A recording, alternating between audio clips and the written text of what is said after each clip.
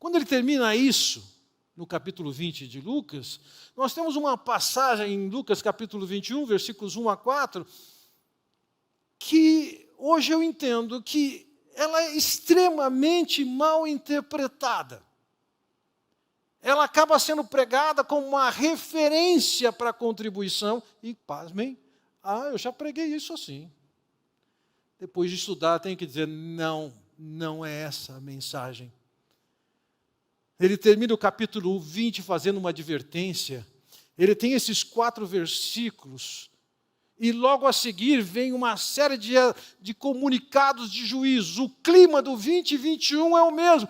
Por que ele coloca essa história no capítulo 20, no início, em que o Senhor Jesus está olhando para aquela caixa, ou aquelas caixas de contribuição, e as pessoas ricas chegam lá e colocam bastante dinheiro, até que vem uma viúva pobre, bastante pobre, e coloca 2 moedinhas.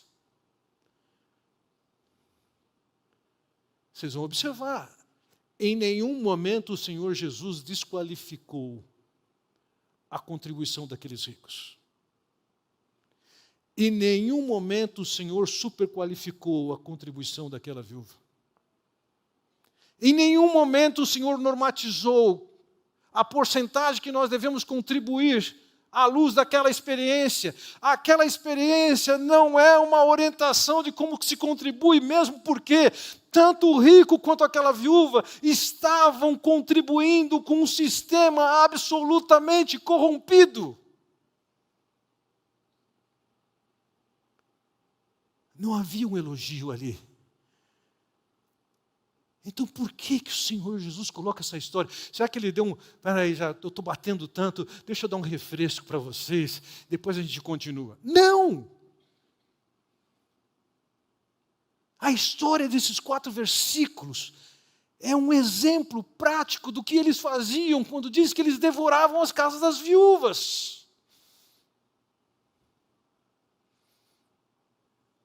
Vejam. Estando Jesus a observar, viu os ricos lançarem suas ofertas no gasofilácio.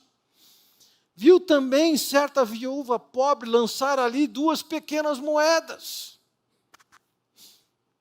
Vamos definir o que eram 2 pequenas moedas. O equivalente no nosso dinheiro de hoje era 48 centavos.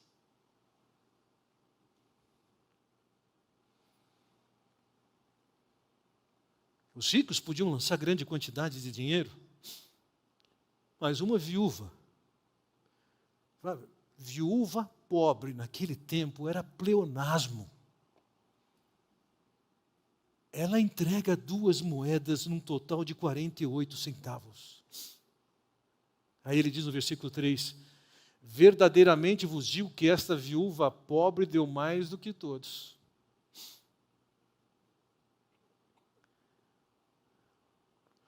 O pobre aqui é diferente do que ele empregou antes. O pobre aqui significa que ela era miserável. Ela dependia da misericórdia e da compaixão de alguém. Quando nós lemos no versículo 4, em que diz, porque todos estes deram como oferta daquilo que lhes sobrava, esta, porém, da sua pobreza deu tudo que possuía, todo o seu sustento. A palavra traduzida aqui por sustento é a palavra grega que vocês conhecem bem, bios. A vida dela dependia de 48 centavos. Ela carecia do misericórdia, do cuidado, da proteção daquela liderança judaica. Mas ela era uma das exploradas. Ela era uma das devoradas.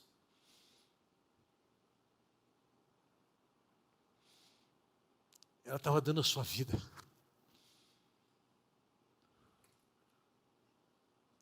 Ela estava dando tudo que ela tinha.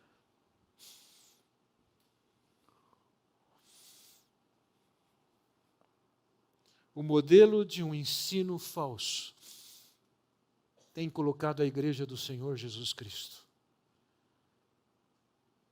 sob a ameaça de lobos vorazes, que destroem a fé, destroem a sua comunhão com Deus. E o que é que você está fazendo? Jesus disse, cuidado.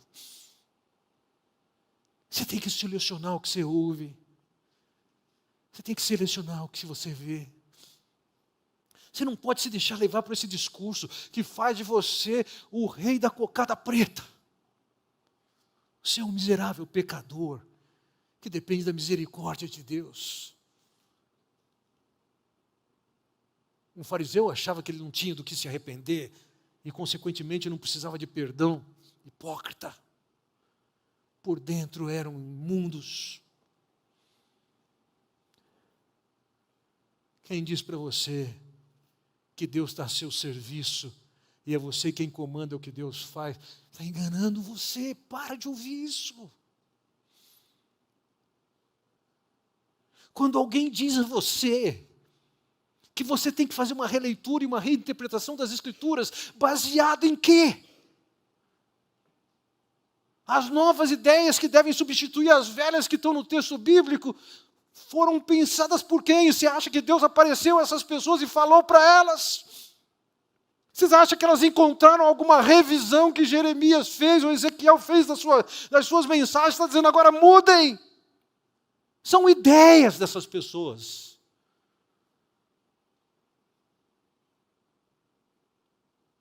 Não são ideias daquele Deus que inspira. Ele está dizendo, eu não enviei vocês. Eu não falei para vocês. Eu não ordenei vocês. Vocês estão inventando coisas. Não estão se baseando em nenhum tipo de documentação que desqualifica ou que transforma o que as Escrituras já têm dito. O que é que você está fazendo com isso? Posso ouvir isso aqui, acolá, fulano de tal, Beltrano. O que é que você está ouvindo? Está ouvindo com a palavra de Deus, julgando e avaliando. Porque as Escrituras dizem que nós temos que julgar os que profetizam. No caso aqui, eu que estou na condição de ensino, vocês têm que julgar o que eu estou falando. Porque não sou eu que tenho autoridade, quem tem autoridade é a Escritura.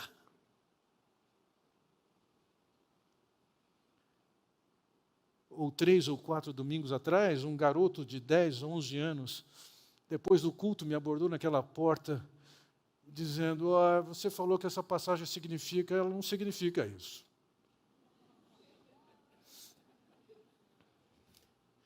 Eu falei, me explica o que você vai fazer. Ele explicou a interpretação dele. Tem sua lógica. Alguém vai dizer, faz sentido. Mas está errado. Eu falei, mas eu li no livro. Eu falei, então, não é só você que está errado, o livro também está errado. Na semana seguinte, depois da pregação, ele chega do meu lado, com o livro na mão, me leva para conversar. Foi página tal.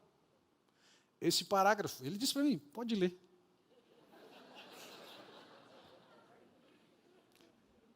E eu li aquele parágrafo. E ele estava sendo fiel naquilo que ele havia lido naquele parágrafo. E eu tive que dizer para ele, ele está errado.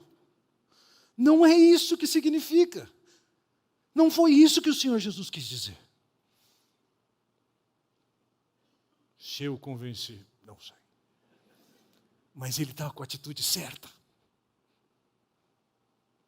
Porque não é ninguém que tem mais autoridade do que a Escritura diz.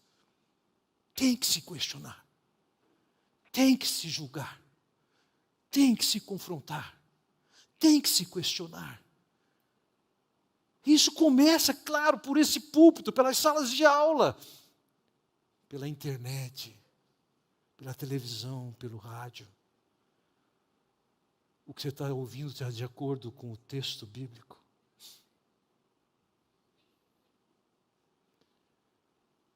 Meus irmãos, nós não fomos chamados para engolir qualquer coisa, comer qualquer coisa. O critério é a palavra de Deus. Cuidado, cuidado.